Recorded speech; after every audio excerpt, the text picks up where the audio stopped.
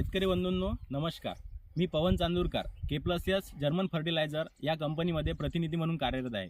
आज आपण आलेलो आहोत अकोला जिल्ह्यातील तेल्हारा तालुक्यातील हिवरखेड या गावी आणि अमोलजी ढोकणे सर यांचा इथं 2 एकरचा प्लॉट आहे.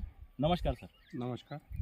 आपण आज ढोकणे सरांनी आपल्या शक्तिशाली जर्मन खत जे आहे ते कलिंगड या पिकात टोटल ग्रेड वापरलेले आहेत. त्याच्यामध्ये 19-19 असो, 12-61 असो, 13-0-45 असो, 13-40-13 असो, 00-50 असो किंवा 0-52-34 असो, हे सर्व ग्रेड स्टेप बाय स्टेप त्यांनी मार्गदर्शनानुसार वापरलेले आहेत. तर आपण एक त्यांचा अनुभव या खतांबद्दलचा जाणून घेऊ. सर, तुम्हाला हे जेव्हा खतं वापरले तेव्हा त्या खतांची सोलेबिलिटी कशी वाटली, म्हणजे विरघळायचे का खतं? ते पूर्णतः विरघळायचे आणि तुम्ही सांगितल्याप्रमाणे मी त्या पद्धतीनं त्याचा डोस दिला आणि टोटल जेवढे खतं आहेत हे K+Sचेच मी उपयोगामध्ये आणलेले आहेत. आणि त्याचा फायदा मला असा झाला की फळांची जी साईज आहे ही फळांची साईज चांगल्या पद्धतीनं बनलेली आहे. या ठिकाणी आपण पाहता की 5 ते 6 किलो पर्यंत फळ बनलेले आहेत. आणि मी जे लागवड केली होती ही लागवड 25 नोव्हेंबर म्हणजे हिवाळ्यामध्ये लागवड केली होती, तरीसुद्धा चांगल्या पद्धतीनं फळांची साईज बनलेली आहे. हे फक्त K+Sचे खतं जी मी उपयोगात आणली त्यामुळेच हे साईज बनलेली आहे.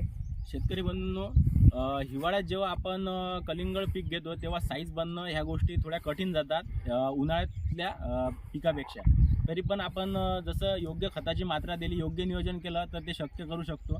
सर, तुम्हाला या प्लॉटमधून किती उत्पन्न अपेक्षित आहे? मला या प्लॉटमधून 2 एकर प्लॉटमधून मला 50 टन उत्पन्न अपेक्षित आहे. माझा जो 1 नंबरचा माल आहे हा किमान 35 ते 40 टन मला अपेक्षित आहे. काल माझ्या 2 गाड्या गेल्या होत्या आणि आजसुद्धा कटन चालू आहे.